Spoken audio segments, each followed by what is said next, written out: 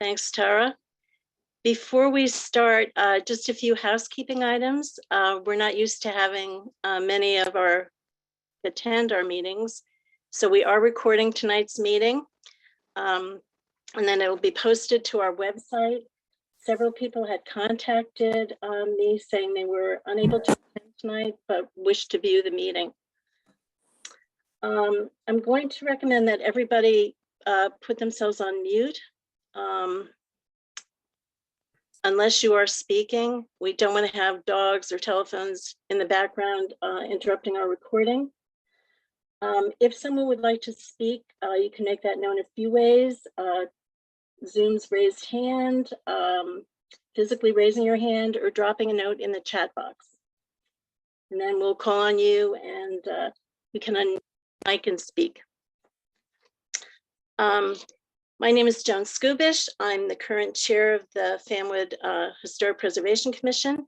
I'd like to quickly introduce my fellow council members. Scott Pierce is our vice chair. Jack Molinar, you can wave. Jack Molinar is not only a former councilman, but is to the planning board. Walter Schwamberg is a former National Park Ranger at 2 different historic sites. And Judy Lynch is our newest addition, very enthusiastic member of our group. Tonight we are going to, we're going to officially start the meeting at 7:39. And I'm going to read the normal Open Public Records Act announcement. The regular meeting of the Fanwood Historic Preservation Commission, scheduled by the time, place, and date of the meeting, prominently posted on the bulletin board at Borough Hall, mailed to the Scotch Plains Fanwood Times and the Courier News, filed with the Borough Clerk, and mailed to any person requesting same in compliance with the requirements of the Open Public Act, is called to order via Zoom. We'll dispense with our attendance and approval of the minutes of September till later and move right on to new business, because we do have, I believe we have our 2 applicants here tonight. And also the architect applicants, am I correct in that? You can unmute and say yes. Nobody. Yes, Steve Hale here on behalf of the group on 157 North Ave. Good to see everyone. Okay. And you're the attorney for the applicant? That's correct. Okay. Nice to meet you via Zoom. Pleasure. Okay. And also the principals are here too, I think, or one of the principals? Yeah, the principals are here, and yes, Mr. Winkle is also here. Okay, the architect. Now, is someone from EKE here, or? EKN Engineering, no, unfortunately. Okay, I'm sorry. Yeah, they had another couple of hearings tonight, but we can certainly, if there's questions regarding the proposed subdivision plan, if Mr. Winkle can't answer that, I'm sure my clients can, or we can. Okay, all right, fine, thank you very much. And the reason you're here tonight, of course, is the 2 applicants who have purchased 157 North Ave wish to demolish the existing home on North Avenue, for those that don't know, and subsequently build 2 new homes, then facing Russell Road, as opposed to the house now, which faces North Avenue. You were kind enough to supply us with site plans, architect's plans, material that is going to the planning board. We are your first stop. We are not the be all and end all. We are, our duty under the Historic Preservation Ordinance is when an applicant comes to us with a major application like this for a demolition, we're asked to give a certificate of appropriateness or not, depending on the standards of consideration that are laid out in the ordinance. So if you would like to, or the principals would like to talk a little bit about your proposed development. We have a couple members of the public here, and I think some will have questions. Okay. Hey, thank you, Madam Chairwoman. Okay, again, Steve Hale, representing the owners of 157 North Ave LLC. And hey, Jack, good to see you. Steve, just make sure you mention what, because I'm the only person that's a member of the planning board, tell them how much the planning board actually reviews, and tonight has nothing to do with drainage. I've seen comments about that. It has nothing to do with that tonight. If you could just tell them that that is a completely separate review. Yes, and thanks very much, Jack. Yeah, so we're here this evening solely for the purpose of discussing the historical aspects of our request. And we'll go into that in more detail. But as Mr. Molnar mentioned, when we go to the planning board, as with any application, there are details with respect to the proposed subdivision, any variances, which we are not proposing any, but we would address that.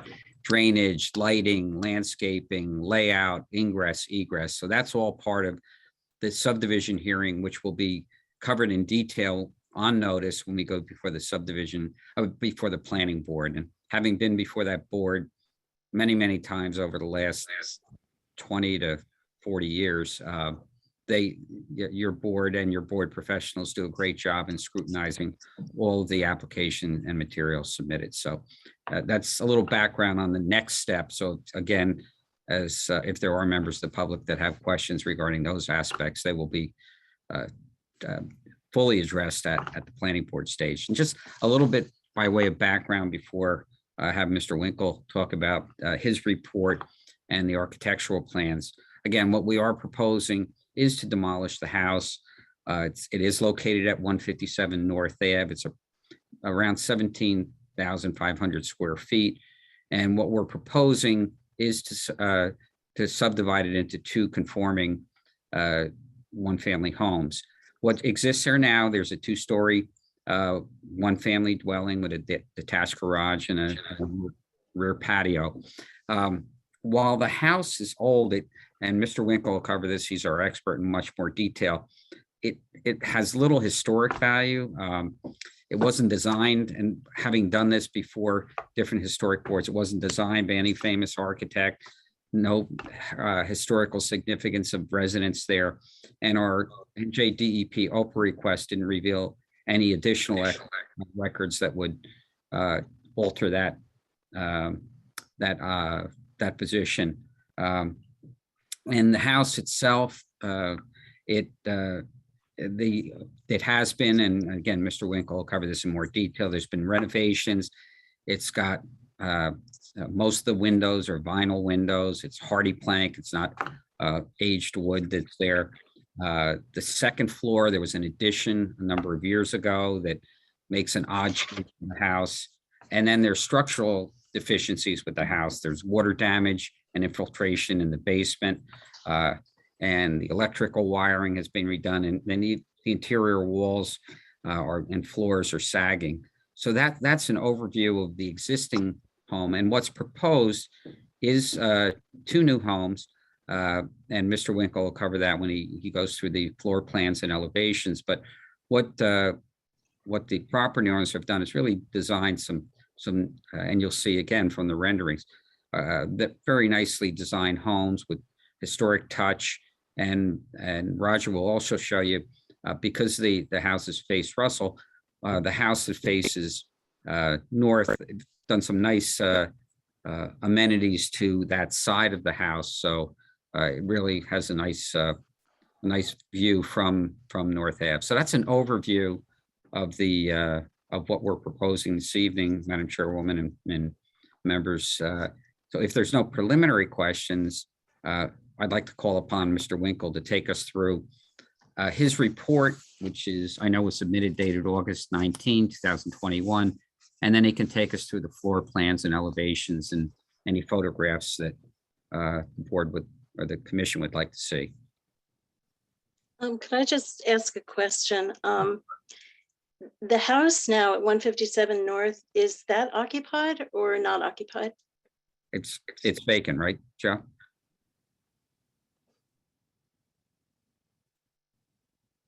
Is there, No, we just actually started to rent it. okay, Okay, so there is somebody living there right now. Yes. Yes. Correct, And yes. it's, and the condition is not so terrible that you can't have a rent, right? Obviously, because you couldn't have gotten a certificate of occupancy to rent. Yes, correct. Okay, thank you. no, thank you. Okay, all right, so I'd like to call upon Roger Winkle. I don't know, you don't swear witnesses in before this commission, do you? No, I didn't think so. Okay, all right, so Roger, not a congressional hearing, not yet. yep. Okay. So I think you can unmute yourself there, Roger. And but why don't you, even though you're not being sworn, just give the board and the public a little background on your credentials and I know you've worked on a number of homes and appeared before planning and zoning boards and commissions. Okay. Hi, my name is Roger Winkle. My office is on 947 Park Avenue in Plainfield. I've been a licensed architect since 1981, and I've had my own practice since 1984. Our work is mostly residential work, new single-family homes, additions, some commercial work, some mixed use with commercial on the first floor and apartments above. I have a little historic commission background. I was on the North Plainfield Historic Commission for about 7 years, but that was from approximately 1994 to 2002. And I was the chairperson of the Historic Commission for 5 of those years. And then I moved from North Plainfield to Clinton. So that was the last of my experience on the board. And, I've worked on a number of historic homes in North Plainfield, but most of that work was to refurbish homes which had deteriorated or had not followed historic guidelines and then were required to upgrade to those guidelines. So that's basically my background. I did inspect the present house, and you have a copy of my report, and I think the inspection of the exterior, to me, really, the only thing of historic or architectural interest that's present in this house is its front elevation. It's a Queen Anne style, and the front looks very nice. However, because they added on to the house more than once, I would guess, they've really disrupted the elevations along the right side of the house and along the entire rear of the house. I don't know if you have a picture of the right side of the house, you could. Josh is on and he can share that photo. And then I would like you to, in a little more detail, once you go through that, to take us through the report and the items. Yeah, okay, well, as mentioned, there's the front of the house, and And that's very nice. You can see the house itself looks good. The material has been changed. It's not original. It's all hardy plank now. The windows are not original. They're vinyl windows now. The other thing that makes the front of the house very nice, it has probably the original front door, which is maybe a pine door stained and looks beautiful. But if you go to the right side of the house, you see the addition to the rear that I'm talking about. That shed roof addition disrupts that whole side, and it just stands out as a poor example of an addition. The original house had the rear roof sloping down in the same position as the front roof. So it was just a standard gable. When the addition was put on, they could have kept that gable look and stepped the shed roof back a little bit. And that would have helped tremendously. But now that's the view you get. When you go to the rear, again, you see that it looks like a stacked two-story addition, and the shed roof being such a low slope, it looks as though it's a flat roof. On the right side, that entry. Okay, that's good also. That the entry is an addition that was put on, I don't know when, but the foundation is not the original brick foundation. It's a block foundation. That little bump out was a little foyer addition and the addition of a bathroom. But if you look at the overall view from the back, you could see that it's not what it should be. It's ruined the character of the house, and this is the view that you get as you drive up Russell. Okay, so as my report says, that the house has lost its symmetry. It looks like a box now, and I think it no longer has a historic significance in its architectural design. The inside of the home, when I inspected the inside of the home, I found that these are very, hold on. Yeah, there, go back up a little just so we can see that foundation. That's a picture of that addition, that the bump out in the back with the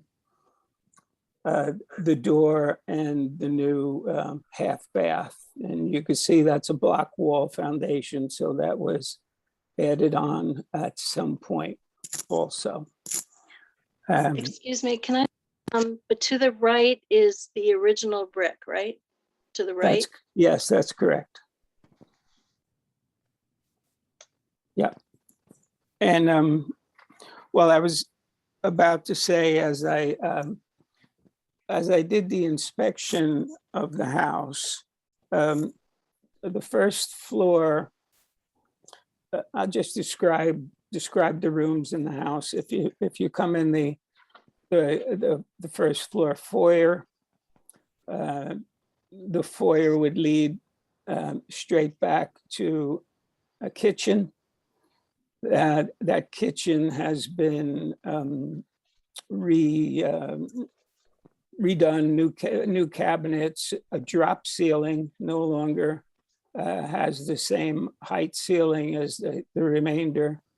The paneling that you see on the picture, the higher picture, when you walk in the front door and turn left, that's a den room. That paneling is just, it's not original. It's been added at a later time. I think it's just knotty pine that was stained, and it was just basically either nailed with hidden nails or placed on the wall with adhesive. If you look at the trim, you could see that the paneling is now kind of flush with the trim, and the trim is in back of it. On the right side, you see the person standing in the doorway. If you turn right, you go into a fairly large living room, and to the rear from the living room is a fairly good-sized dining room. That is the first floor. I had mentioned that they added that exit way in the rear, and there's a half bath that was added in the rear. The picture there of the second, that's a second story bath. The stair is a side stair. After you pass the den, you turn to the left, go up the stair, and there are 5 small bedrooms up on the second floor, and the bathroom. The basement, as mentioned, is a brick wall foundation. It has, there was evidence of water damage down in the basement. The evidence of scaling on the brick, loss of some mortar joints, and I would say it was in fairly bad condition. The house has original wiring. To do any upgrade or install any new electric requires cutting out various pieces of the wall or ceiling in order to run new wiring. There was evidence of new recessed fixtures and some wall sconces in the house where the holes for the wiring are still present. So if someone were to take on the job of trying to renovate the house into pristine condition, they would really need to replace the whole electric system, which would mean basically stripping down a good portion of the walls and ceiling. And of course, we're talking about plaster walls and plaster ceiling. So it's a tremendously difficult and expensive job to do. That addition that was put on the back on the second floor has evidence of it's settling. There's a large crack in the wood, the hardwood floor in that room. I think there was a picture of that you could see. The let's see. Well, those were basically there's the picture of the crack on the separation on the floor. If you put a golf ball down on that floor, it runs to the left, and then if you put it on the other side of the crack, it runs to the right. So that's part of the settling that we're talking about. So in my opinion, as I said earlier, in order to bring the house up to pristine condition for resale would take quite a bit of investment, perhaps more than knocking the house down and rebuilding a new house. So my conclusion in the report is that the house is not a contributing property. The house is not an historic landmark. The house is a non-contributing property. The building site, structure, or object does not have any historical architectural qualities. Historic association, archaeological values in which property is significant. Due to all the alterations and the disturbances and the changes of materials to vinyl windows, I don't think this house has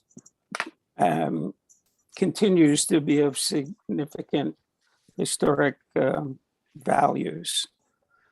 I had looked at the Fanwood Code, and contributing properties are defined as being a building site, structure, or object that adds to the historic, architectural, historic associations, or archaeological values of the property, is significant because it was present during a period of significance and possesses historic integrity, reflecting its character at that time, or is capable of yielding important information about the period, or it independently meets the New Jersey Register criteria for a historic landmark. Then your code goes on to define historic landmark. Particular historic, cultural, scenic, or architectural significance as identified with historical personages or important events, shows evidence of habitation, activity, or culture of prehistoric man, embodies a distinguishing characteristic or architectural type value as representative of a period, style, or method of construction, represents a work of a builder, designer, artist, or architect whose individual style significantly influenced the architectural history of the borough, or is imbued with tradition or legendary law. This structure does not meet any of those qualifications. And that's why I don't think it's a significant property. We will if, I'm sure there may be some questions, and after that, Well, if you want to, Mr. Ray, you want to now move on to what's proposed and then touch on the criteria under the ordinance as to how that the visual compatibility. the hand up. Could I just interject here for a moment before you go on to the new houses that are being proposed? Mhm. When it was put on the National Register, in addition to the other houses in the historic district, it's circa 1890, so it is over 100 years old.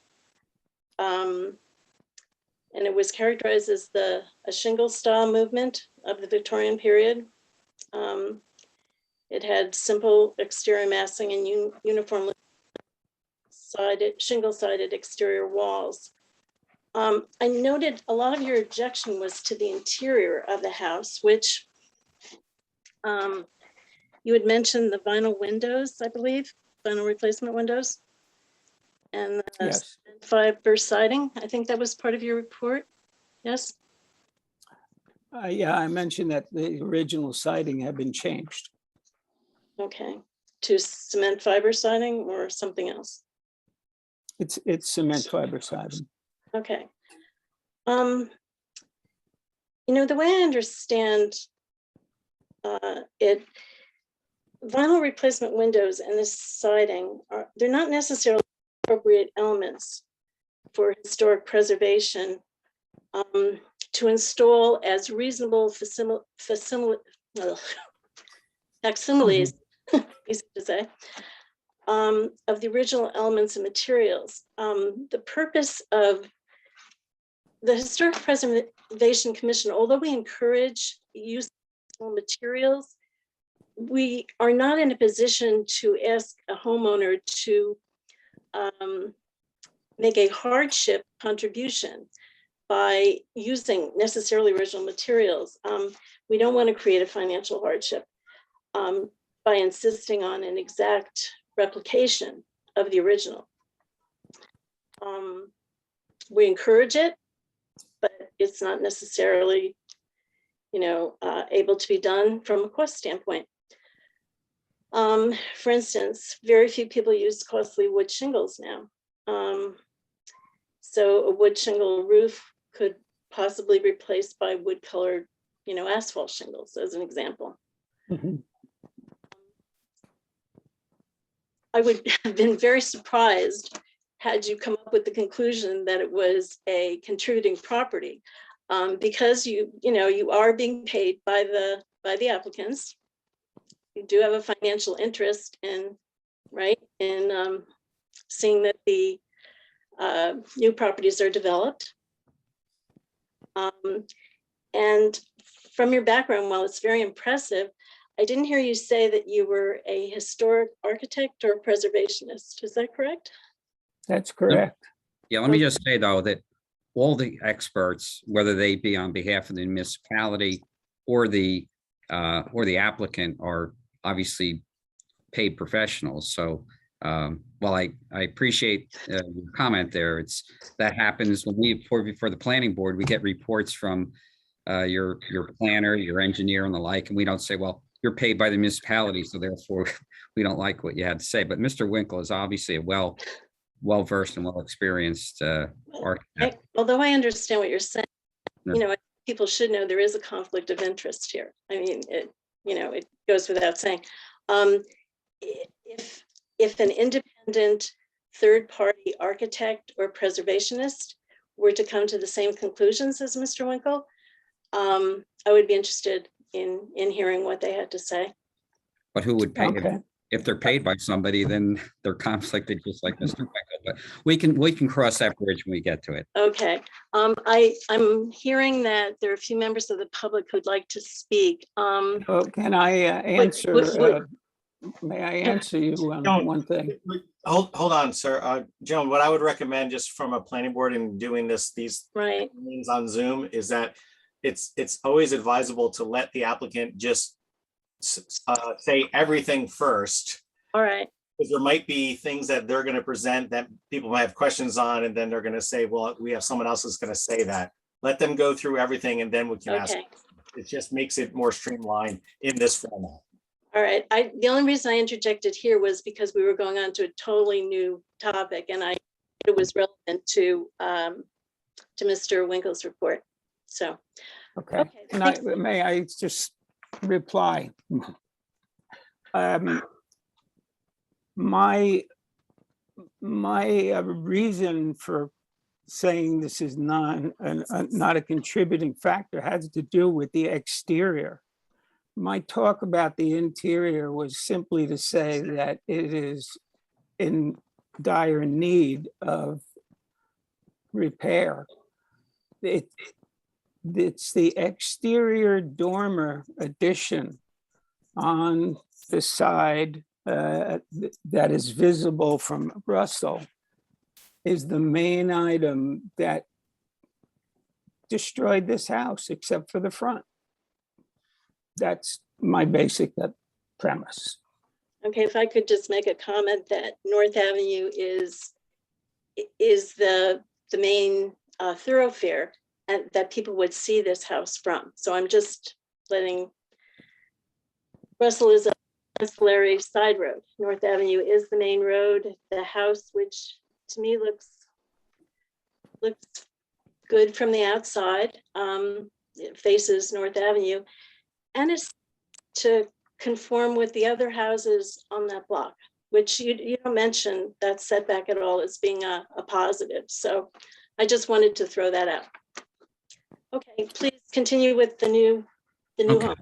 Yeah, so Mr. Winkle, thank you, Madam Chairwoman. If you could take us through the new home and then provide your findings related to the new home and compatibility. Okay. New homes, yeah. Yes. If we can call up the home on the corner lot.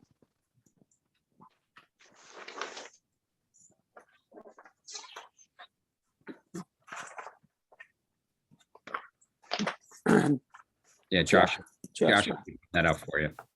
Okay.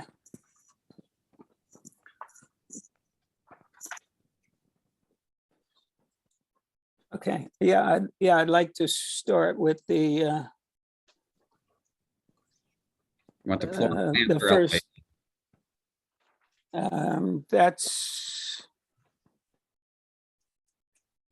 That's the interior.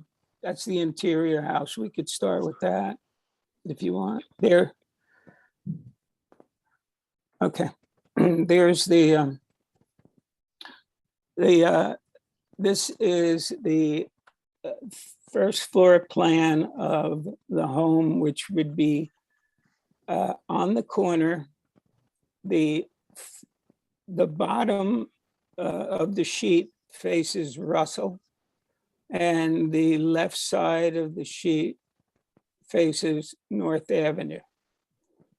There, the first floor plan is 1,217 square feet of usable space, not counting the garage, which is approximately 400 square feet or so. The house is 45 feet wide and 43 feet deep. It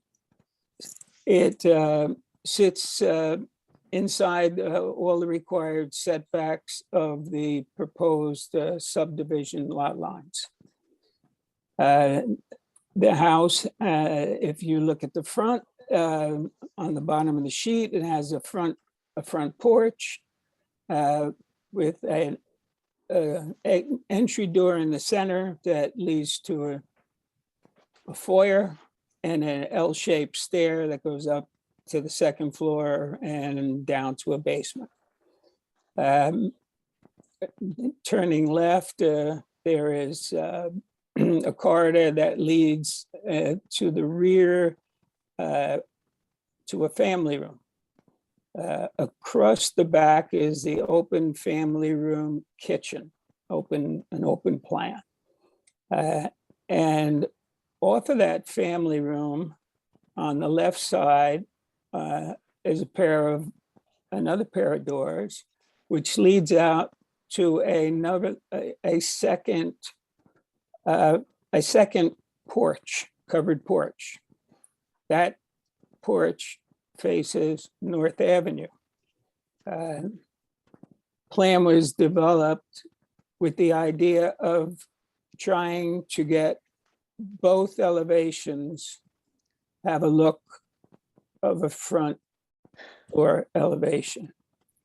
To the right side of the entry hallway is a dining room and a living room. So we could go up to the second level.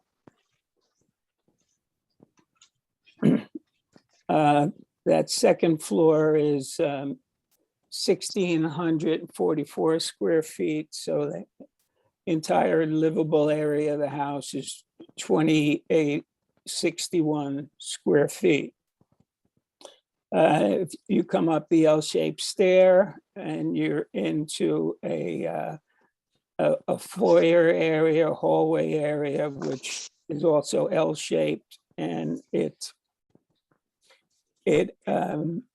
accesses 4 bedrooms, which are the 3 bedrooms and the master. There are also 2 baths, a master bath and a common bath, and a laundry room on the second floor. If we now look at the elevations,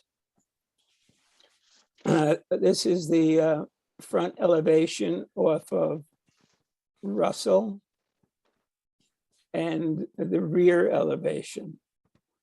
The materials would be hardy plank siding and hardy plank cedar shake material. The front porch would have a domed entry over the door. The garage is on the left. The second floor is recessed, so there's a little extra roof material to show, breaking up the facade. Double gables with a dormer in the center of the roof, and the left side over the garage also has a bay window situation which sticks out. Materials, and there's a railing on the front porch. This is similar to various homes in the area. It's not the same, similar materials, similar style, similar shape and height. And that the height there is 31 feet. I think we're allowed to be 35 feet. But the rear is all hardy plank siding, standard Anderson double hung windows. There's a fireplace in the rear also. If we could go to the other elevation. Okay, now on the top, we have the right side elevation, which is the side that faces the second lot. And basically it's all hardy plank siding with a bay window that's in the dining room. You can see the front porch. That's a 6-foot front porch in the front. If we go to the left side, which I think is the key side, this is the proposed elevation for the North Avenue side. A gable design with the second gable on the right side. That's the gable over the garage. The second floor is set back from the front of the house. It's set back from the garage, which is on the right, and then the garage is decorated with two windows to help break up the side and provide an interesting alternate elevation for North Avenue. On the left front, there is a second porch, which has the double doors from the family room that would exit onto the porch and then down to the walkway on North Avenue.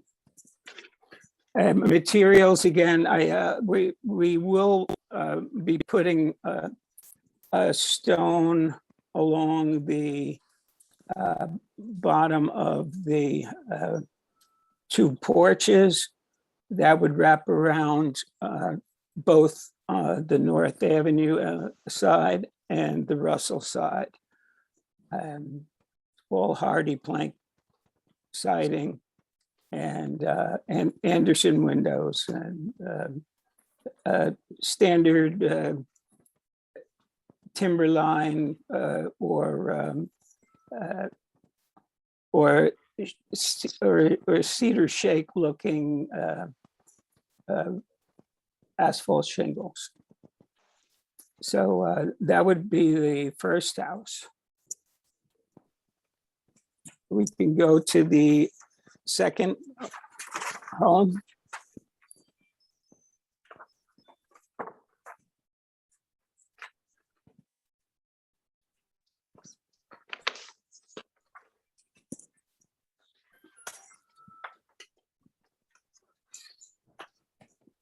Okay. This is the interior lot, and this home also is a two-car garage, an entry with also a front porch. Here, if you enter, you come into a living room and go toward the rear through a hallway. There's a side switchback stairway that would bring you to the open family room kitchen. If you continue along the back toward the left, you would enter a little mudroom area, which is accessible from the garage. And to go further into there's a guest room with its own bath. The dining room is to the right of the garage, and there's a little butler's pantry between the kitchen and dining room. That first floor is 1,323 square feet. The house is 49 feet wide and 38 feet deep. If we go to the second floor,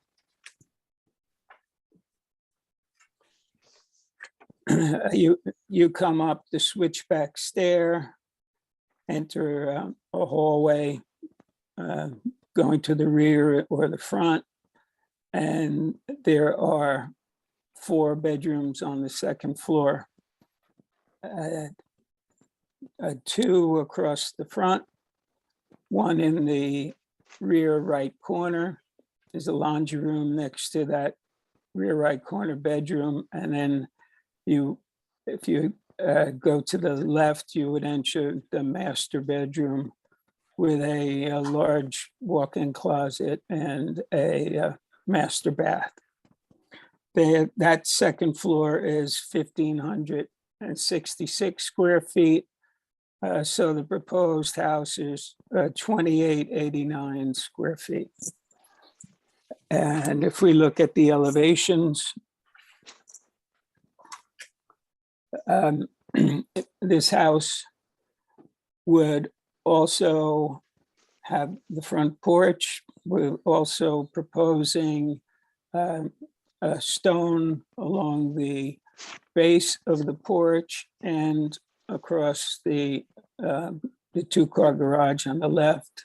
Excuse me, can I make a comment? I hate to interrupt you, okay? This Go is ahead. not the plan that was submitted, okay? We received different sets of plans from what you're presenting tonight, and I'm not prepared because of this change that you made. Anybody else got the same idea?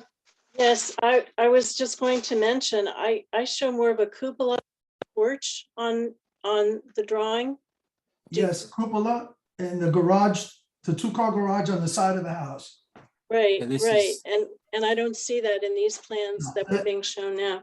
I can't don't know make why any we comments on can't this. have, yeah, Nick's right. These plans are different than what was posted to the website. I thought the whole point was to have a public review before we sat and discussed it. And we're changing everything on the fly that doesn't instill Steve, anyone with a high level of The comfort. attorney for the applicant, could you just address this for us? Yeah, what we did is, what we wanted to do is look at and be mindful of, perhaps in our internal group, we were speaking, that there would be perhaps a better or a more appropriate renderings that we would want to submit. And I'll let Mr. Winkle explain why we made those changes, in particular sensitive to the facade along North Avenue and embellishment to that. Stephen, I appreciate what you're saying, but this is a public hearing and we're supposed to have the right information, not change it when you guys decide to do it. Well, it's not, but we did it because we were making it, we thought, Nick, we're Then you making should it have better. postponed the meeting and resubmitted the documentation. I don't want to hear any excuses now. I have a prepared statement to make and I have comments based on this, on what you proposed. So what are you telling me? I can't make my presentation tonight? No, certainly not, certainly not.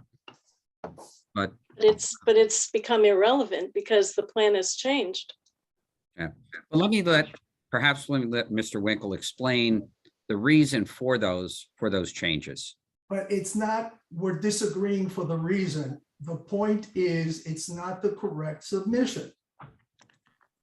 But this happens when plans are submitted. I agree that there are some changes that have been made. And again, that's being done to address concerns that we had or what we thought was a better plan.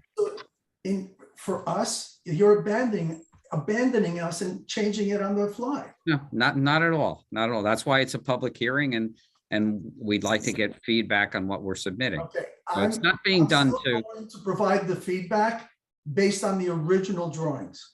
okay. That's So if problem you with that. just move it along so we can get to everybody's opinion on this, I'd be more than happy. I really don't care about the interior. I'm more concerned about the exterior Sure. and how it affects my neighborhood. I don't care how many bathrooms, I don't care how many square feet. Just tell me what you're gonna put there. And please make it quick because obviously we're gonna have another meeting.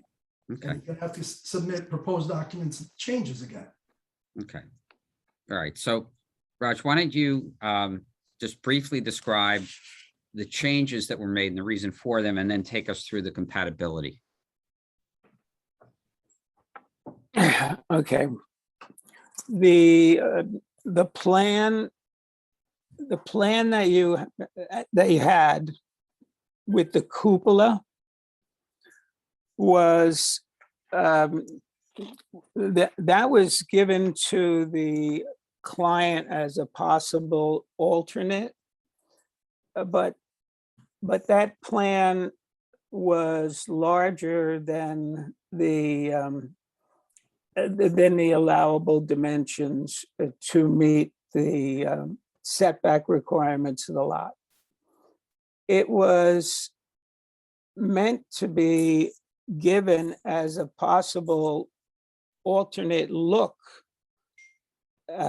if we had a person-to-person meeting and there was discussion about other ways to change the front facade of the elevation. That plan also had a sidecar garage, which was impossible to build.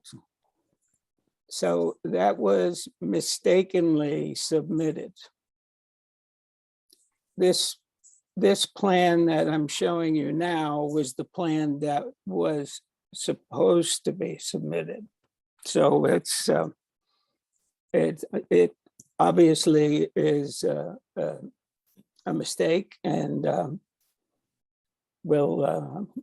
apologize that you had the wrong plan, but this was the plan that was supposed to be submitted.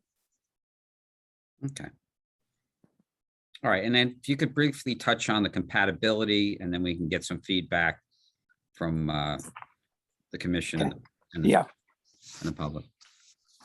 well, I just like to quote another statement from the Fanwood Code from the finding, purpose, and policy. F. This chapter should not be viewed as requiring or prohibiting the use of any particular architectural style. Rather, the purpose is to preserve the past by making it compatible with and relevant to the present. To that end, new construction in or near a landmark or historic district should not necessarily duplicate the style of the landmark or historic district. It should simply be compatible with and not detract from the landmark or historic district. That's a pretty simple statement.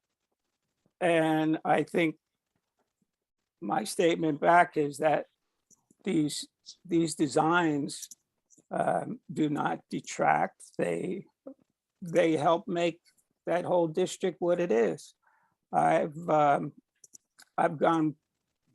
driven through there now, 4 or 5 times, checking out the site and looking at the neighborhood. It's a very nice neighborhood, well kept.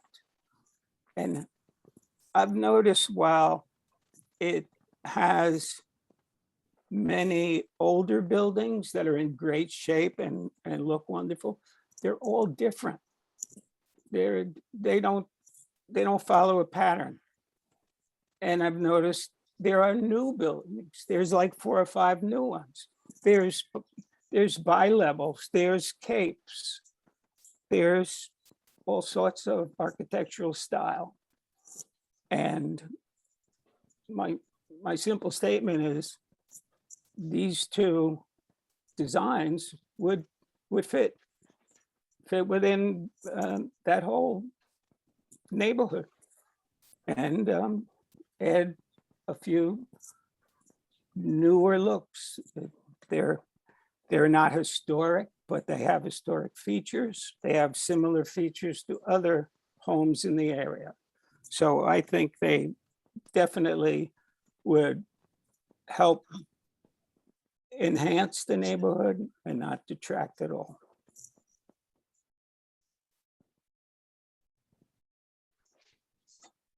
Okay. All right. And I'm sure you'll have a lot more to add once we indicated that you want the opportunity to review these plans, but we could certainly open up for the commission comments and for certainly public feedback.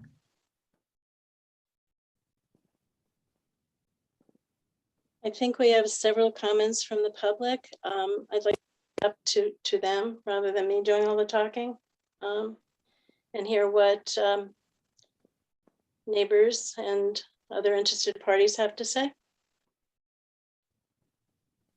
I'll be first.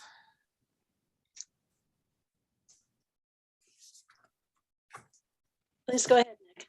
Okay. My name is Nick Galakis, and along with my wife, Anne Marie, we've been Fanwood residents for 25 years at 150 North Avenue. I have reviewed the plans and documents submitted in this proposal for the subdivision of 157 North, and I'd like to make the following comments. Number one, the proposed plans reflect two different design configurations for 157 North subdivision. A, both houses face Russell and show garages that face Russell. B, the north house on the side shows a garage on the north side of the house, not the east side of the plans indicate. C, the house plans show a porch on the south side of the east elevation and also conflicts with the driveway location of the site plans. Again, I know this is not what you put, but this is what was submitted. The geometry of the north house does not match the geometry as shown on the plans. And E, the south house extends beyond the allowed setback of the southwest corner. All right, item number two, there was no architectural color rendering ever submitted. So we cannot get a good picture of how the project should look just from the plans that you submitted, and obviously they're wrong. First of all, what we require is one rendering showing a view of the corner and surrounding homes coming from the train station on North Avenue, and the other one showing that corner and surrounding homes going to the train station from North Avenue. In that way, we can look and judge for ourselves. The opinion, number three, the opinion stated that the proposed development will not negatively impact the light, air, and or space. Open space is blatantly and clearly not true. Charlie and Megan will be facing two 43-foot long, 2.5 storage structures when they look outside their home. Next, B, the house directly south of the project will be looking into the proposed south house windows from their existing second-story deck and windows that are only 16 feet apart. Changing the siting of the corner will significantly impact the general feel of the intersection in the negative. Item number four, in regard to the architect's report, he's attempting to make the case that the house is not a historic house. We all need to understand that the issue is not if this existing house is quote unquote historic, but does it contribute to the historic nature and fabric of the district? Absolutely. The existing house is unique. It maintains the original geometry of the block and is located on the site in a manner that leaves the corner of North and Russell feeling open, transparent, and light. It is consistent with other properties in the neighborhood in that it has a generous setback, like all the other corners on the block. It does not impact the sight lines or views of the adjacent properties, something that would not happen anymore if we let this project go forward. Over the last 25 years we lived here, my wife and I have renovated, added a porch, and expanded our home 2 times with a considerable investment.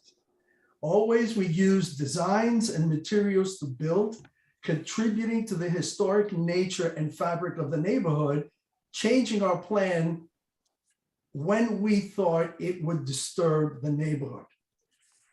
And we are not alone. The Whitneys, the Smiths, and other adjacent neighbors have done the same because we believe in our Fanwood community, and please help us keep it that way. My wife and I are opposed to this proposed subdivision of 157 North Avenue.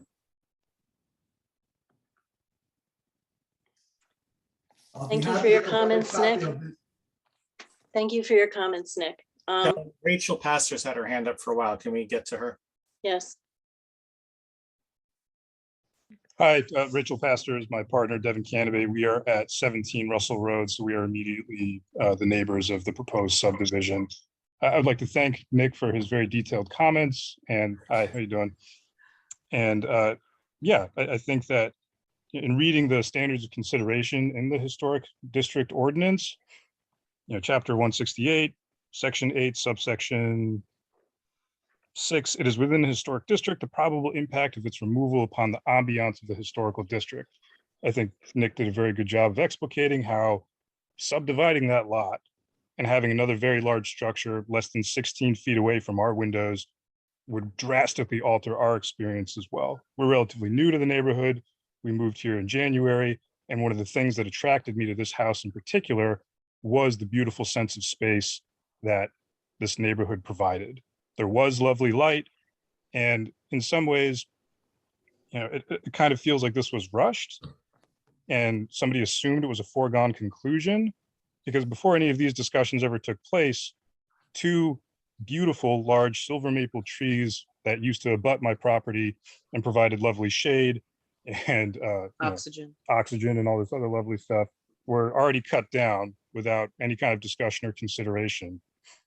And I guess I'm just questioning like how or why that decision was made at that time. And Joan, you're rocking leading this meeting. Thank you. Oh, are you speaking to me? Yeah, just appreciating your leadership of the meeting. Oh, thank you. Thank you. I appreciate your saying that. Other comments? Thank you. Thank you for your comments. The Whitneys have their hand up. The Whitneys, please. Hi, Charlie and Megan Whitney here. We're at 145 North Avenue. We've been here 20 years. We're immediately adjacent to the proposed subdivision. Anybody that's been in the neighborhood knows we've spent an extraordinary amount of time and I'm going to say sweat equity trying to not historically restore, but restore this house to the its original state. It's an 1887 Victorian. And we picked this neighborhood initially because it was a beautiful neighborhood. I think that Roger said it best. When I describe this neighborhood to people that haven't been here, I tell them it's spectacular because there's not a single house like any other house in this community. I don't want to use the term McMansion because it's not a defined term, but I think everybody knows what I'm talking about. We don't have any of those types of properties in this part of town. You can see where they're starting to creep in. They're starting to migrate south from Midway.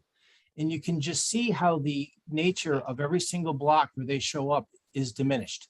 You take a piece of land, you put the absolute largest possible house that you can on it. You can't fit a trampoline in the backyard. You're maxed out on your sides. The house, the aspect ratio of the house for the property is completely inappropriate.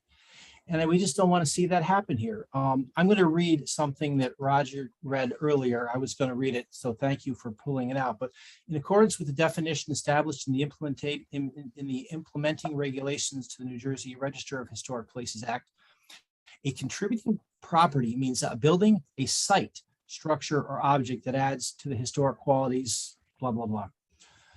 It's not just the house, and the house has got a lot of personality and a lot of character. But it's how the house is sited on the property. This whole block has a geometry to it. And if you go to the 4 corners of the block, the properties are all pinned in such a manner that none of the houses extends out or extends back from any other house. If you walk out your front door, you've got a clear sight line to the left and a clear sight line to the right. The siting of all the houses was very, very deliberately and respectfully done. And unfortunately, if the property next door is subdivided, to really put a house in that will provide any type of a return on the investment, if you notice on the site plans, you're going to have to push the south house southernmore about 15 feet to the south. It's going to corrupt the whole sight line along North Avenue. You're going to move closer to Russell and you're going to move closer to North Avenue. So what is currently a bright, open, airy corner, one of the nicest corners in Fanwood, I think, that's gone. It's going to be replaced by this monstrous square structure.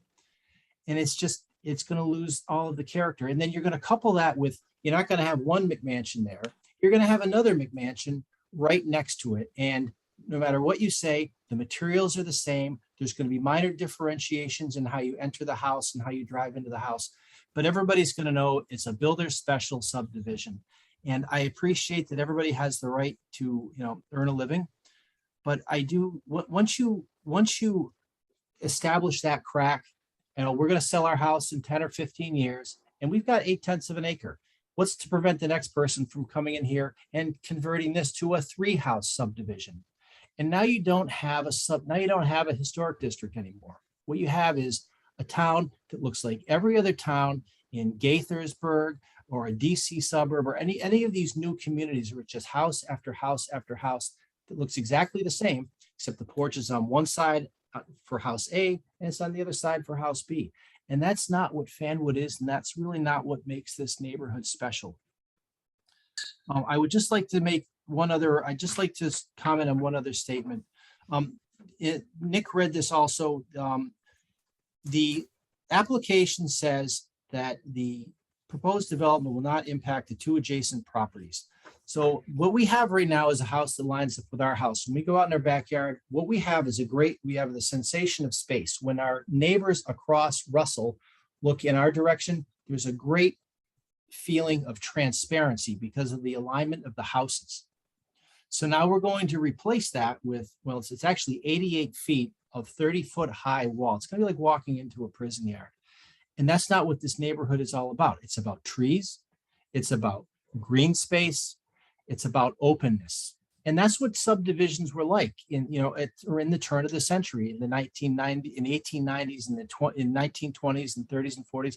That was a neighborhood. Everybody wasn't trying to cram their house on less than a quarter of an acre plot. So if we want to be historic and we want to maintain the nature of this neighborhood, then I really think that we need to maintain the nature of the neighborhood and not turn it into a huge subdivision, because that's where it's going to go. Yeah, I just to reiterate that, we purchased our house 20 years ago. We're directly next door, in case I wasn't clear, facing on North Avenue. And our home, built in 1887, was in an unlivable state. We moved in anyway. We by ourselves, room by room, tore down the plaster that was falling down. We replaced every wire of the old knob and tube wiring. We replaced every plumbing pipe that was disintegrating. We refinished every floor on our own, by ourselves, with our 2 hands. We took off had white vinyl siding that looked terrible. The front porch had fallen off from carpenter ants. We rebuilt it to look like the original home. And when we sit on the porch, enjoying our handiwork, we have a beautiful view of the sidewalk in North Ave. And if this house is going to be built, that's 15 to 20 feet closer to the road, the view from our porch is suddenly destroyed. So, we understand that the home that's there is in some state of disrepair. It's clearly not unlivable because there are people living there. It's still attractive. We have friends and neighbors that we've known here so long that always comment on, oh, the house is so cute on the outside. It really, that house is so charming looking. And yes, there are things that need to be fixed. We don't disagree with that, but we don't feel that the answer is to tear it down completely and put 2 new structures there.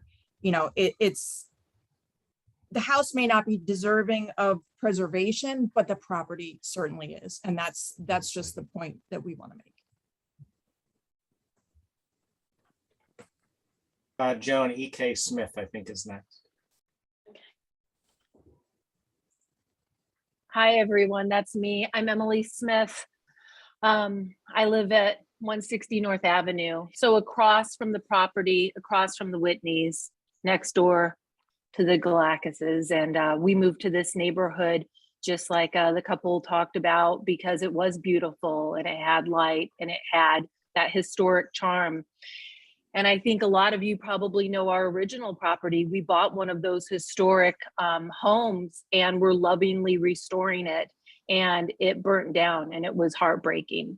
But you'll see that we are still here, and you probably know the story where we could have moved elsewhere. We could have bought another house, but because of this community and this neighborhood, we chose to stay in the area. And I'll make a point too, people were nervous that we were going to subdivide this lot. Our lot is much larger. And we chose not to because we wanted to preserve the historic nature of the community. And that's what we did. And we did that with local architect, Michael DiBiase. And what he did, which was so awesome, is he helped us make it blend into the neighborhood. He like took a fireplace chimney from this house and like a window from here and a front porch to really make it blend in. And we've been here again for 20 years in this particular house for over 15. And people were like, this is a new house. It looks like an old house. I bring that up because we've been in this situation and we made, I think, the right decision for the community and for our neighbors and for the neighborhood. And I think about, Charlie and Megan, the Whitneys, who did all that with their own hands to create something that's beautiful. And I would hate for that to change. I think 2 houses on that lot, they're going to be 0 lot line. It will change it. So that's my perspective. I appreciate that this neighborhood, and I also am against the subdividing of that lot. So that's what I wanted to add, and thank you for perspective, and thank you for being great community that we've wanted to stay in all these years. Michael DiBiase has his hand up, Joan. Please go ahead, Michael. Is Michael unmuted? Got to unmute, Michael. There we go. I'm there. Okay. Sorry about that. I have just one comment about the presentation of the, I guess, pulling off of what Charlie Whitney said about the house being up closer to North Avenue. And I think it'd be nice for the architect to show, or the civil engineer to show how they came up with the front yard setback along that line. And I understand it's an ordinance from the town, and you measure, houses within, I think it's 200 feet. But I want to know where they're measuring to. For example, the Whitneys have a big, large open porch, and I think you shouldn't be measuring to that porch, but really to the proper house of the 2.5 story house. So I think like when they, I guess, go in front of zoning or in front of planning board, that would be a nice thing to see where that calculation is coming from. And that's really my only comment about the presentation. And that's it, really. Thank you. I muted myself again.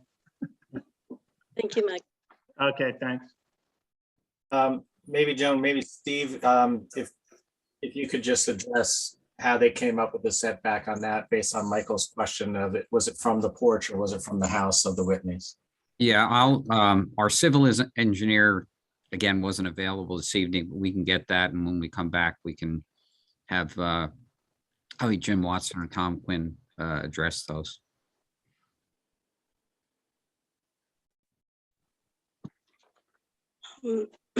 I do have to tell you, I'm a little concerned.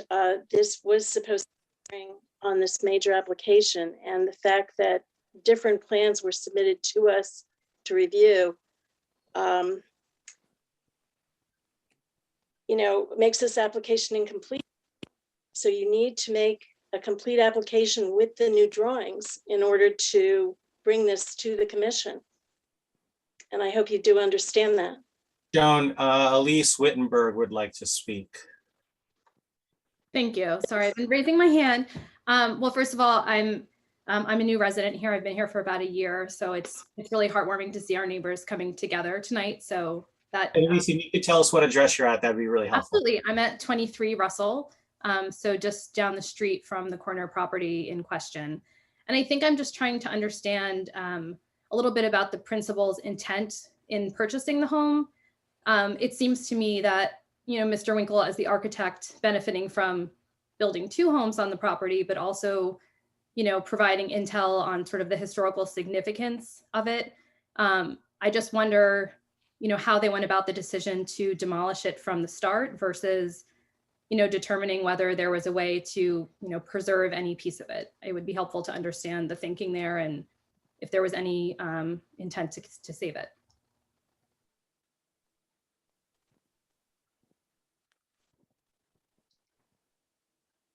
Okay, I guess, I'm sorry, Joan, for stepping in like this, but I'm used to doing, No, it's okay. I'm used to doing this at planning board meetings for the past 20 years, so. That's all right, Jack. That's all right. Can I I speak? can't see whose hand is up, so. I believe the developer, Joe, is that Joe Nevis? That's- Yes, I'm with my partner here. Can you hear me? Yes, yes. Hi. Yeah, just so everyone knows, we didn't come here with intentions of ruining the historic, composition of the neighborhood or anything like that. We were never advised that this was a historic district by anyone. Not the homeowner, not the realtors, not anyone. We actually went prior and got a subdivision plan. EK Associates told us everything is, it meets the setbacks. It's big enough for 2 houses. The house, Madam Chair, I don't know if that's what you want me to call you, Miss Joan. Just call me Joan. It's fine. Joan. We don't need to be formal. Okay, Joan. That house, even when to answer Miss Elise's, I don't know if I'm saying that correct. Elise, I'm sorry if I'm saying that wrong. To answer her question, even when we got homeowners insurance, the house has been flooded 4 times in the last 5 years. It has structural issues with the house. The reason we didn't even weren't told that the house was historical or didn't even think that, my partner has over 40 years of construction experience. The house has so many additions to it and has been changed so many times that it wasn't advised to us. So we didn't go in there with the intention of oh, let's ruin this neighborhood and all that. And to answer you said before, a financial hardship, you mentioned that. This has become a financial hardship for us. And that's why we got someone in there to rent the house. To answer some of the other, Devin said that the house would be 16 feet close to him. Well, the house to his, if you're facing his house, the house to the right of his would be the same distance as our house would be if we were to develop these. To answer Charlie and Megan's, they said that, McMansions, their house is over 3,000 something square feet. Our houses are 2,800 square feet. I'm not trying to argue with anyone, believe me, but we didn't go in there with the intention of trying to ruin anything. It's just that we were told it's compatible to fit 2 lots. And then at the last minute, we were advised by the township, oh, there's a hiccup here. This is a historical district. Well, if that was the case, we would have never bought this to begin with. And I wouldn't have to waste anybody's time, try to get anyone mad at us or try to, you know what I mean? I don't want to do all that. But just to add to Miss Elise, we didn't go in there with the intention of trying to, that's all I wanted to add. Yeah, no, thanks. Thanks, John. And we're obviously, when we come back, we'll have more details on what you just indicated. Okay, can I just say to Joe that is saying that you came in with the intent, but more due diligence maybe should have been done on someone's part that you hired to know that it's not a secret that Fanwood has there's a Fanwood Park Historic District, and it's been for years and is on the state and national register of historic districts. I just want to mention a few things to people. I did a little homework here. Any buildings that are demolished within our historic district is going to affect the ratio of contributing to non-contributing buildings. And of the 3 buildings we have in our district, 126 are contributing. So the historic district's made up about 69% of contributing buildings. So that's just over 2/3 of the houses are contributing. Now, North Avenue itself is home to 48 of the 183 buildings, just about 5%. Of the 48 buildings, 32 aren't contributing, about 67% or 2/3, making North Avenue's contribution equal to the historic district's overall ratio of contributing to non-contributing buildings. Now, we have to ask ourselves, at what point in diminishing the number of contributing buildings in a historic district does the substance of that district become diluted? And I think that's a very important question that we all need to address. And I hope the developers do understand that. There's a lot of us that love this town. There's a lot of us that have spent most of our life here.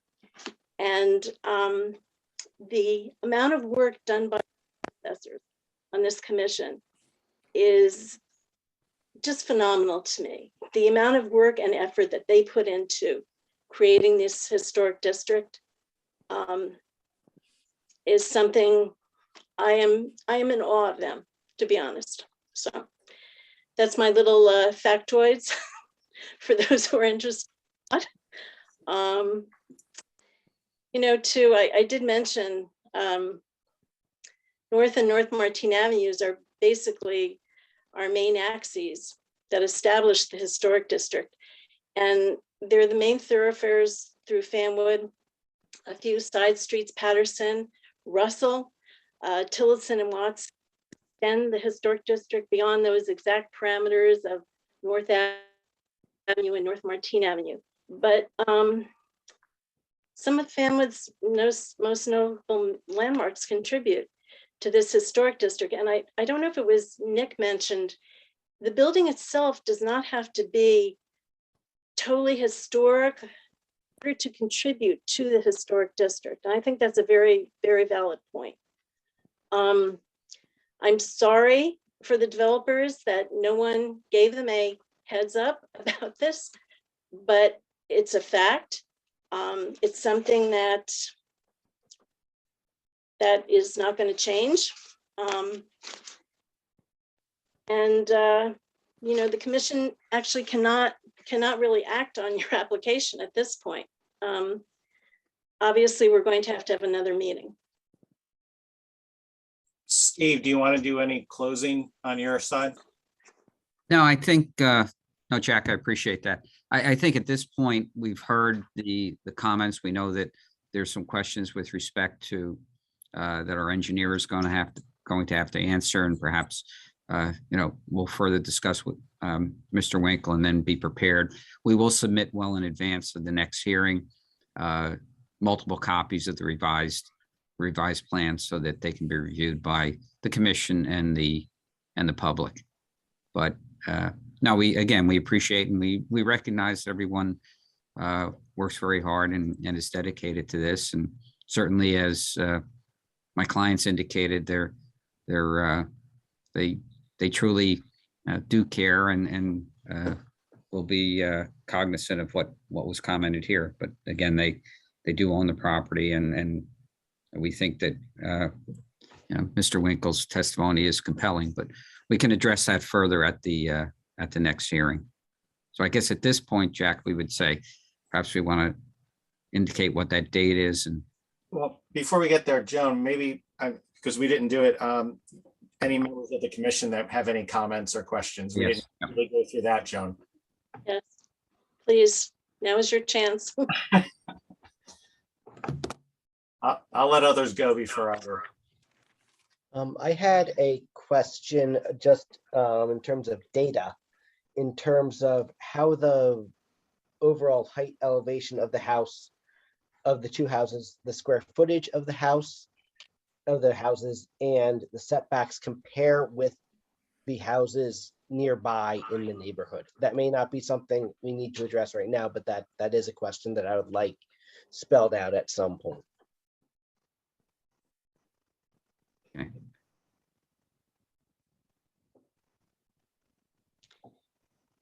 Can I just say the comments I just noticed? Anne-Marie Galakis, I hope I'm saying your name correctly, had mentioned that we would like to see a color rendering of the two proposed homes. And I think her husband mentioned too, it would be helpful to get a view, not just of 157, but of that block and the block on Russell also. So if you're going to submit, and we'd appreciate receiving that also. Before we get to the iPhone that has their hand up, we're going to stay on the commission members. Walter, do you have any questions or comments? No, I'm okay. Thank you very much. Judy?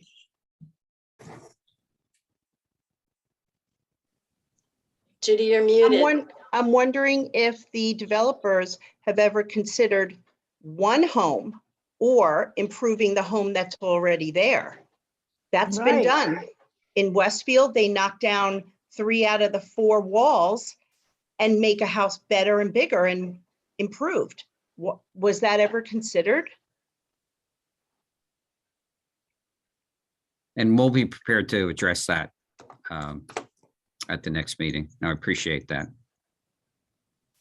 I guess there's an iPhone with a hand up. Yes. I'm Dinah Grubman. Am I unmuted? You're on Yes, mute. you are.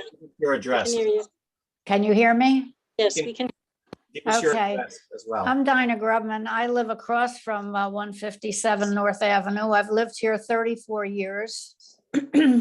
And I have to agree. I think it would be a great idea to maybe improve that house, or if you're going to knock it down, build one house. But I don't see the 2 houses you are proposing.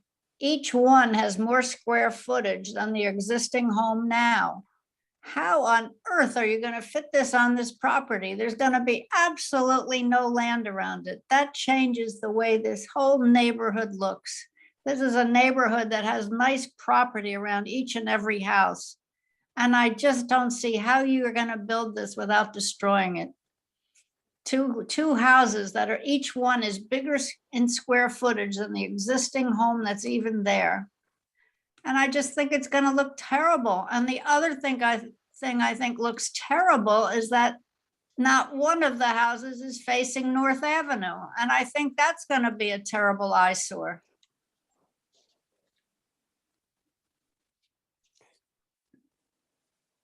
Thanks for your comments. And they're going to come back, so we appreciate that. My only comment as the historic preservation, and I'm also an alternate member of the planning board, so I'll probably, if it gets to that point, I'll be talking there. So I'm not going to talk about any of the subdivision. Just from an historic preservation perspective, I could say I would love to see either the existing house remain, and if you can put another house there. I don't think has been addressed is really the grade of the property and how that ties into everything. It seems like everything was based on as if the property was level. I think the grade wasn't really addressed, and you might want to look at that a little bit because it's a significant grade issues. And if you were to build 2 new homes, I would think the one on north should be facing north and be similar scale to keep our historic like the look of the North Avenue district look the way it looks now. But those are just my comments.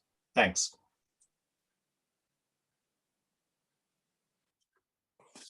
Back to you, Joan. Do we have any other comments before? Yes, Joan? Yes. Charlie, Whitney, and Megan here. Charlie. Two closing thoughts. Well, 3. One, back in circa 1998, Fanwood assembled a team really of subject matter experts, and it was a multifaceted team who had a lot of different perspectives when they determined which houses were going to be contributing and which ones weren't. That's correct. And I think that's very important. It's not just the guy who's going to commercially benefit from the design of the new houses that's rendering an opinion. I do think that's inappropriate.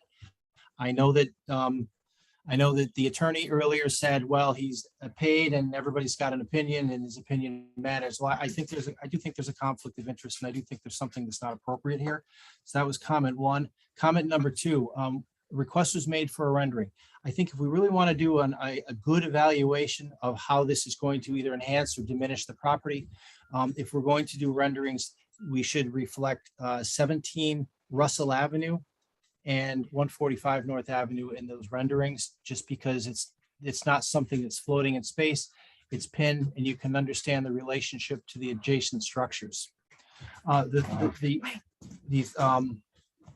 third point, the house at 17 Russell Avenue. Right now, they have a great deal of green space to the north of their property. And when you put this house in front of it, it's going to be a significant blockage. And based on the way I'm interpreting the EKA site plans, and I'm not a site designer, but it looks like they are not going to have any sunlight once sun reaches like 11 or 11:30, 12 o'clock every single day. there's going to be a complete blockage of direct sunlight into their house. I think if I were living at 17 Russell Avenue, I would probably want to see some type of a sun study. It's not expensive. It doesn't take long to do, but it's going to show you the shadowing impact that that house would have on the adjacent structure. And I really think it would be a shame if their whole backyard is clouded all morning and their whole front yard and the dining room is shaded all, for the balance of the day. And that's just something that I think should be taken into consideration. Also, I just wanted to ask just because I don't know what the ultimate purpose in this meeting is and what the committee's job is in holding this meeting, and then what happens going forward, just so we know what to expect. Okay, because the applicants have asked for a demolition of an existing house, a contributing house in the Fanwood Park Historic District, that generated the need for a major application on their part. They had to notify all property owners within 200 feet, which is done, Right. and had to supply proof of publication of that notice. We are then, under the ordinance, we are authorized and actually designated to hear this major application at a public hearing, which this was after the notice had been given. And then we were to make a major decision on the application called a certificate of appropriateness after the secretary had declared the application to be complete. We have 45 days to make that determination. We are not the final arbiter of whether or not the developer can develop this property. After we either approve a certificate of appropriateness, deny it totally, or approve it with certain conditions, it does go to the planning board, and the planning board is the ultimate decision maker in terms of this. So we are still at the point where the commission cannot issue a certificate at this time. The application is not complete. I'm sure at the next meeting we'll have the correct, I hope. Plus, thanks to a lot of the comments, hopefully we'll have color renderings and also some overview of North Avenue properties adjacent to this, as well as road properties adjacent to this. So I hope that answers your question. And the most important thing we need to say is our meeting usually is the first Thursday. It was changed only because of conflicts with Zoom meetings at the borough. Right. Are we still on for November 4th is our next meeting? Yes, November 4th is our next meeting. And Steve, I'm talking to you because I know about time constraints and the legal requirements of 45 days. Are you saying that, are we going to run up against that, or are you waiving that 45 days for us to get to the November 4th meeting? No, we'll consent to that extension. Okay, thanks, Steve. Appreciate it. Well, Will it Jack, be the same time? yes, it's at 7:30. Jack, the 45 days starts when the secretary notifies the applicant that the application is complete. At this point, I don't believe we have a complete application. I just wanted to make sure. That's why I just asked Steve. We sometimes have those time constraints at the planning board, and we go to extra hearings. We just ask for that waive just in case you run up against it. So that's why I just wanted meetings being recorded. Right, it can be extended by the commission, and Mr. Hale is very, he understands what that means and what it doesn't mean. So that's why I just wanted to give him the opportunity to say it or not say it. Okay, all right, thank you. Unless there's anything further, the Historic Preservation Commission still has some mundane Historic Preservation Commission business to attend to. I'm afraid we're not going to be done here till 11, But, you know, unless there's something else, does anyone have a comment or question? Madam Chair, I just want to confirm, and certainly for the benefit of the public, that this is being carried, and Jack's heard me say this 150 times, Yes. that this- probably more, Jack, but this is being carried to the November 4th, 2021 meeting without the requirement of further notice. This is the notice to the members of the public, and I just want to confirm that it is going to be at 7:30 p.m. as the same time as this meeting started. Yes. Will the same Zoom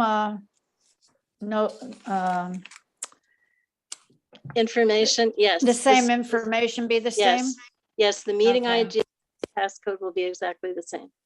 Okay, good. Any When will you see the new revised plans? Would it be 10 days before November 4th? Would it be sooner than that so that we can all prepare for that November 4th meeting? We'll get them in as soon as possible, but at least 10 days before. Okay. And we will post those on the website, as are the current plans, which of course will have to be revised, but. Anyone else? You're welcome to stay for what you probably would consider the boring part of our meeting. Otherwise, you're free, please feel free to leave. We're not insulted. Thank you again Joan, for your time this evening. Have a great night. Okay. Thank you all. We do, as a plug, we will be talking about 4 Centuries Weekend. Yes. It's coming up, and the train station museum will be open, so you're all welcome to come and check it out. Time and times, Scott? Noon to 5, Saturday and Sunday. Right, this weekend. Light refreshments will be served in case you're hungry and walking your dog.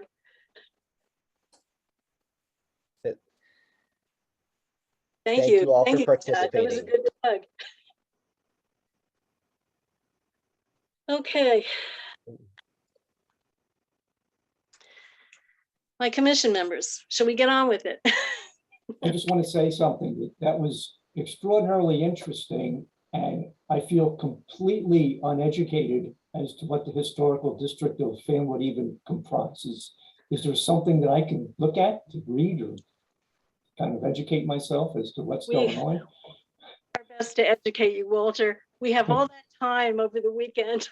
I'll make sure I'm staffing with you. So Okay, yeah, I mean, that was fascinating, but it was like, I don't even know. I mean, I walked around that neighborhood today just to kind of, get myself somewhat acquainted with it. And so, but anyway, yeah, I'd like to I'd be interested in learning more about it, so. absolutely. I just want to say, Joan and and Jack, good job running that meeting, really. Thank you. Thank you, Jeff. Thanks. Many years of experience on the planning board and council. And running public meetings like that. So will you tell our boss and maybe I'm we'll get getting a there. raise? I'm getting there. Stephen and Josh, I see that, Kudre, I see that you're still on. Is there anything else you would like from us?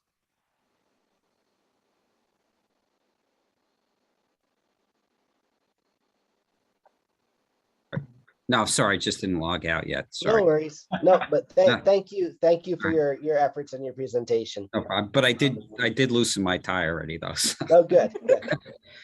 And time to get out of this office. So have a great night, everybody. Yep, you too. Take care. Take Thank care. you. Be well. Good night, thank you very much. Thank you. And Steve's associate Joshua is still on. Joshua, can you unmute? And you're welcome to stay for our business meeting. No, I'm heading out now. I just want to thank everybody for their time and Madam Chairwoman, appreciate your patience with the submissions, and we'll certainly make sure that everything is submitted in advance of the next meeting and the correct files. So thanks everybody for your time, and really do appreciate all your efforts. Thank Thank you. you. And thank you you for for saying your that. flexibility with the Zoom and the rescheduling. No, We of course, appreciate it's that. part of it. Yeah. We appreciate all Yeah. your time. Thank you. Yeah. Have a good night. You too. Okay. Attendance. I know who's here. I know who's not here. Did But I Josh saw- leave us? Josh, are you still here? No. Did No, he Josh left. leave? He left. Joan, can you not see everybody? I'm sorry, what? Can you not see everybody at once? I see everybody, but I didn't see Josh. That's why I asked the No, question. I think he dropped off. Did he drop He did. off? Okay, Yes. all right. Jones doing the minutes again then. Okay. Are we That's still what I'm saying. recording? No, but Yeah, Steve Hale has done a lot of hearings. We are recording. Oh, I okay. can turn it off if you would like. No. Now the public part is done. I don't think anybody in the public is going to be that interested in what you have to say, Tara. So that's fine. You can turn it off. He has done a lot of hearings.